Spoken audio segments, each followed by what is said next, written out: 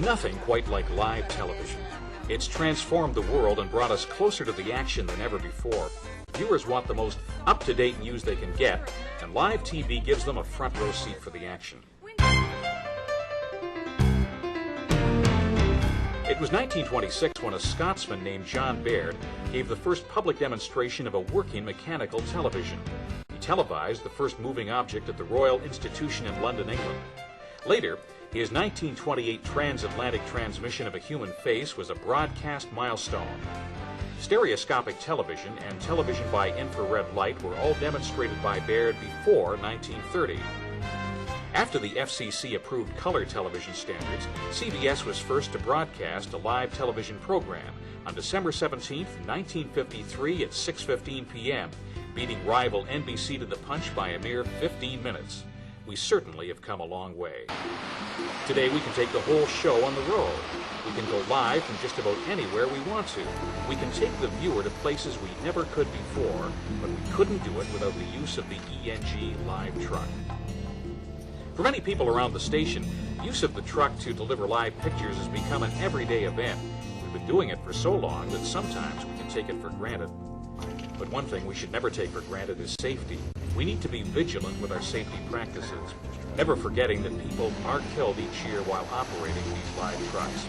Our job and our responsibility as both managers and employees is to ensure that each operator is given the tools he or she needs to do the job safely, and perhaps more important, the decision-making skills to know when to pull the plug and call it a day. If we all work together, we can make sure we return safely to our families at the end of our shifts. No live hit, no matter how big the story, is worth an accident or on-the-job injury. Slow down. Think about what you're doing and focus on safety.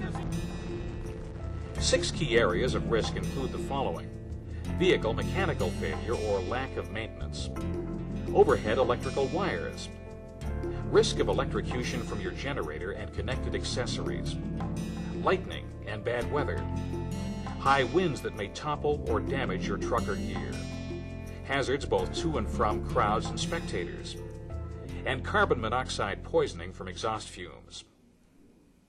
Prior to the trucks leaving the station or parking area, check to ensure that all required equipment is in good condition and properly stowed.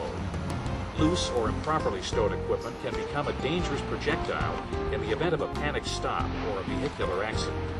Check all critical vehicle components such as brakes, lights, gas, oil, and coolant levels. Ensure the truck is disconnected from any external power hookup and the mast and jacks are properly stowed. Any damage must be reported to a supervisor or duty tech before leaving the parking lot. After completing the inspection, you must remember that the microwave truck handles differently than your car. The truck is heavier because of the size, equipment on board, and the extra fuel. This means the truck will take longer to stop, especially in wet, slippery weather. And because the microwave truck has a much higher center of gravity, it's also less stable when turning. Pay close attention to overhead driving hazards such as low bridges, tunnels, service center shelters, and road signs. You should also always know the clearance limit for your vehicle when driving. When arriving at your live location, be aware of your surroundings.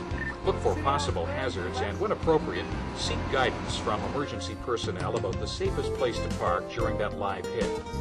If you're too close to a fire, for example, and the fire spreads, you could find yourself being asked to pack up and move minutes before your live hit.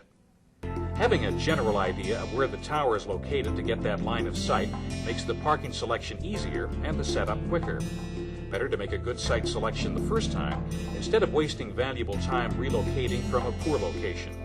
You always have the authorization to terminate the hit if you have any doubt as to the safety of the site. Of course, you need power to raise your mast, and that power usually comes from your onboard generator. Most trucks have generators big enough to power VCRs, lights, computers, and air conditioning. These generators can put out over 5,000 watts when needed, but they are just as deadly as overhead wires and should always be treated as such. We also need to be safety-minded as we attach all of our gear to the generator. Keep an eye open for frayed or damaged cables. Keep your cables dry wherever possible and avoid running them through puddles of water. Any damaged cable should be replaced immediately. Don't put off until tomorrow what you can get done today. Next, let's look at overhead wires. If we see wires above our truck, we must always assume they are electrical. We never extend our mast even partially while parked beneath overhead wires. We never park so an extended mast will come closer than 10 feet or 3 meters of an overhead wire. When dealing with high-tension wires, double those distances. And we always pay close attention to any safety devices that detect the presence of electromagnetic fields. The process of raising your truck's mast into the air is clearly the most dangerous part of truck operation. It is crucial that 100% of the operator's attention be given to the task while the mast is in motion. Always check and double check for the presence of wires before deploying your telescopic mast. Here is the #1 rule of live truck operation: look up and live. Overhead wires may be obstructed from view by trees, weather conditions, and/or poor lighting. Due to the risks involved here, the operator should insist that all personnel are outside and away from the truck while the mast is being raised. Do not allow anything to distract you. The operator must be absolutely certain it's safe to raise the mast, and before doing so, remember, look up and live. Now get tuned in and lay your cables. Remember to be aware of tripping hazards that cables can cause to the general public. Tape those cables down wherever possible. The use of safety cones or plastic caution tape is recommended. High winds or severe weather may topple the mast. Buildups of ice or snow may also make the mast unstable. The live truck mast should not be extended at winds above 50 kilometers per hour. Of course, lightning can also be deadly.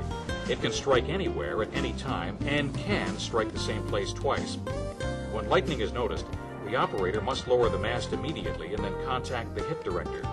If the lightning is overhead or nearing, hit the mast down switch, immediately abandon the truck, and seek shelter away from the truck. When your hit is complete, you should decide in what order you'll put things away. If stretched cables present a tripping hazard, they should always be packed up first. Pay particular attention to your mast as it lowers, and be aware of anything that may have changed since you set up your truck. Has anyone parked behind you, for example, since you first arrived? Perform a final safety check by walking completely around the vehicle, checking that the mast and antenna are properly stowed, stabilizing jacks are up and locked in place, and that all equipment is accounted for. With this check complete, you're ready to depart the site. Your truck should be fueled, and a final circle check should be made when arriving back at the station. This is just an overview of truck operations. Many more safety issues surround live truck operations, and as you discuss these in further detail, please remember that safety rules should never be broken no matter how important the story. If we all work together, we can ensure our workplaces are as safe as can possibly be. If you see something you think may pose a safety hazard, don't hesitate to talk to your supervisor or any member of the Health and Safety Committee.